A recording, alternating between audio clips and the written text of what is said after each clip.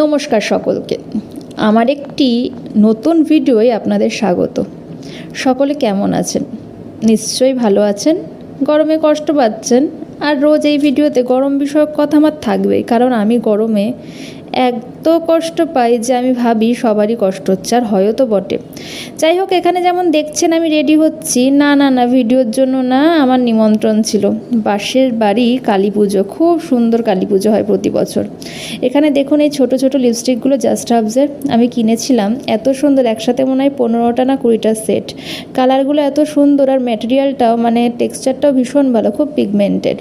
আর আমার একঘেয়ে সাজ, লিপস্টিক, কাজল, টিপ, আর এই একই রকমের জুয়েলারি যেগুলো আছে সেইগুলোই ঘুরিয়ে ফিরিয়ে পরি। এই শাড়িটা আপনারা কোথায় দেখেছেন বলতে পারবেন? ভালোবাসার মানুষেরা হয়তো মনে রেখেছেন, কমেন্টে জানাবেন তো। আর এখানে দেখুন শুভদীপ দুঃখ প্রকাশ করছে, কারণ ও আয়না ফাঁকা পায় না। ও মানে খাটের উপর বসেই চুল আঁচড়াচ্ছে। যাই হোক, আমি চুলটা বেঁধে নিয়েছিলাম এই গরমে। চুল বাঁধলে আমার নিজেকে ভালো লাগে না, তাও গরমে কি করব বলুন তো, চুল তো বাঁধতেই হবে। এখানে শুভদীপ থাকার দরুন আমি একটুখানি ফটো ভিডিও তুলে নিয়েছি সৌভাগ্যবশত।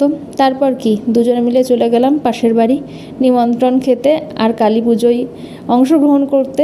কি সুন্দর যে গেটটা সাজিয়েছে না, সুন্দর শ্যামা সঙ্গীত চলছিল। আর উপরে গিয়ে দেখি মার মূর্তি। আমি প্রথম গেলাম বিয়ের পর এই বাড়িতে কালী পুজোয়, তার আগের বার যাওয়া হয়নি। কি সুন্দর যে মায়ের মূর্তি, আর তার সাথে মুকুট। যাই হোক, এইখানে আমি একটু পোজ দিয়ে ফটো তুলে নিয়ে প্রসাদ গ্রহণ করে তারপর আবার বাড়ি চলে আসলাম। যেতে তো 1 মিনিট লেগেছে, আসতেও 1 মিনিট। কেমন লাগলো ভিডিওটা জানাবেন। টাটা।